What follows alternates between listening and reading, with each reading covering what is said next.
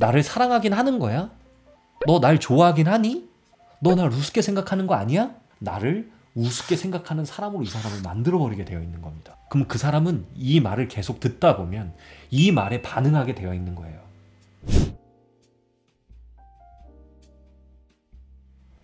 자신의 가치를 떨어뜨리는 말버릇이라는 주제로 영상을 찍어드리도록 하겠습니다. 여러분들이 인정하던 인정하지 않던 우리가 살고 있는 이 세상은 내가 이 사람한테 무언가를 했기 때문에 이 사람이 나한테 이렇게 하는 겁니다. 예를 들어 다른 사람이 나를 무시한다라고 하면 물론 이 사람들이 나빠서 그럴 수도 있지만 내가 이 무시받는 걸 허락했기 때문에 이 사람들이 나를 그렇게 대하는 겁니다. 물론 이 영상을 보시는 분들 중에서는 그렇지 않은데 나는 착한데 이 사람들이 나쁜 거예요 라고 말하는 분들도 계시겠지만 미안하지만 그 말이 사실이기도 하지만 내가 그것들을 허락했기 때문에 이 사람들이 나를 그렇게 대하는 겁니다. 그러면 내가 어떤 것들에 있어서 가치관, 특별히 자존감에 대한 가치가 계속 떨어진다라고 하면 말부터 돌아보셔야 되는 겁니다. 내가 어떤 말을 쓰고 있지? 왜 이 말이라는 건 과거 제 영상을 보시면 아시겠지만 사람한테 있어서 가장 중요한 게 뭐냐라고 묻는다면 저는 이 말이라고 말하기 때문에 그렇습니다. 그럼 봅시다. 내가 내 가치를 떨어뜨리는 말 버릇에 대해서 꼭 체크하셔야 된다는 거죠. 첫 번째는 부정적 의견을 되묻는 사람이에요. 두 번째는 모르는 것을 바로 물어보는 것입니다. 세 번째는 이유 없이 그냥 맞장구를 치는 거예요. 네 번째는 고민거리를 주위에다가 알리는 겁니다. 다섯 번째는 거절하지 못하는 착한 말버릇입니다. 그리고 여섯 번째는 미안하다라는 말을 과용하는 거예요. 미안해, 미안합니다 라는 말을. 그러면 이거부터 하나씩 한번 좀 파헤쳐 봅시다. 첫 번째, 부정적인 의견을 되묻는 사람이라는 건 어떤 의미냐면 누군가가 어떤 말을 할 때 특별히 연인 사이에서 자꾸 무언가를 확인받고 싶어서 그럴 수도 있지만 나를 사랑하긴 하는 거야? 너 날 좋아하긴 하니? 너 날 우습게 생각하는 거 아니야? 그러면 저는 이미 이 사람에게 나를 우습게 생각하는 사람으로 이 사람을 만들어버리게 되어 있는 겁니다.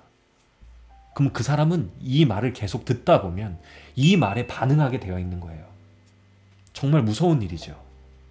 내가 스스로 부정적인 의견을 사람들한테 되물으면서 나란 사람의 가치를 떨어뜨리고 있는 겁니다. 나는 이렇게 불안한 사람이야 라는 것들을 보여주고 있는 거니까요. 물론 그 안에는 관심받고 싶거나 위로받고 싶어 하는 마음들이 있지만 멈추셔야 돼요. 그렇게 표현하시면 안 됩니다. 그렇게 확인받고 싶어서 특별히 그거의 최고는 우리 헤어져 라는 말 아닙니까?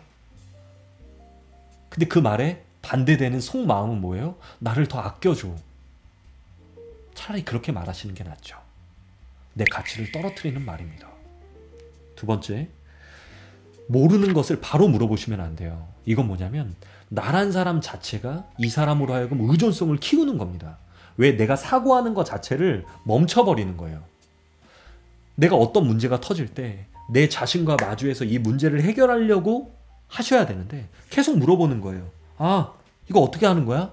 이렇게 어떻게 하는 거야? 물론 모르는 건 물어볼 수 있지만 매사 이렇게 하는 사람들이 정말 많습니다.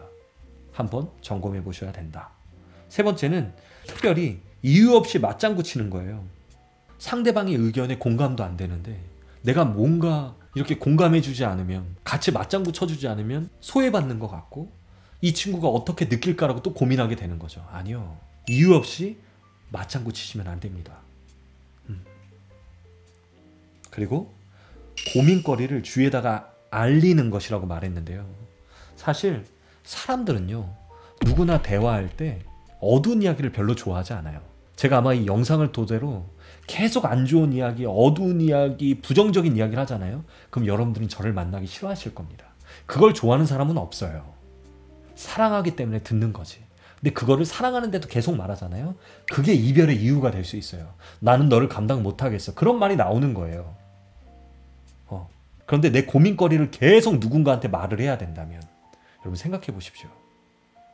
어떻게 보면 내 안에서 이 고민을 해결할 수 있는 힘을 본인 자체가 내려놓고 있는 거다라고 말할 수도 있습니다. 그리고 거절하지 못하는 착한 말버릇.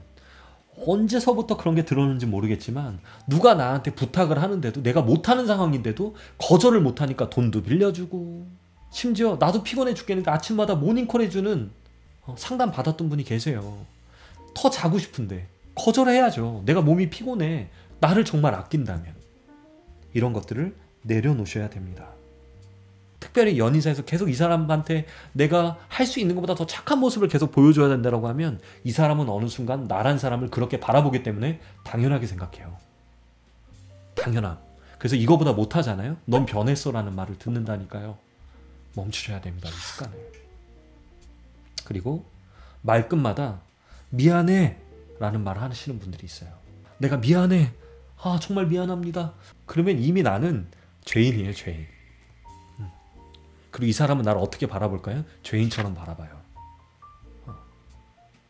이 말을 좀 비유를 하자면 전 죄인입니다. 죄인입니다. 라는 말과 똑같아요. 용서해 주세요. 용서해 주세요. 라는 말과. 그럼 이 사람은 용서해 줄 것도 없는데 계속 용서해 줘야 되는 사람이 되는 거야. 내 자존감은 떨어지고. 얼마나 위험한 말입니까? 미안하다는 말이 부드러운 말이 아니에요. 위험한 말이지. 미안할 때만 미안하다라고 말해야 돼요. 지금 제가 말씀드린 이 여러 가지 파티의 것을 한번 돌아보십시오. 이런 습관들이 있으면 멈추시고 이거와 반대되는 습관들로 본인을 바꿔나가십시오. 그러면 정말 이 자존감 자체를 많이 높이실 수 있으실 겁니다. 저는 원래 이런 스킬적인 부분들을 말을 많이 안 하는데 오늘 특별히 도움을 드리고자 이렇게 정리해서 말씀을 드렸습니다. 꼭 이 영상을 보시고 훈련하셨으면 좋겠어요. 이상 마크초였습니다.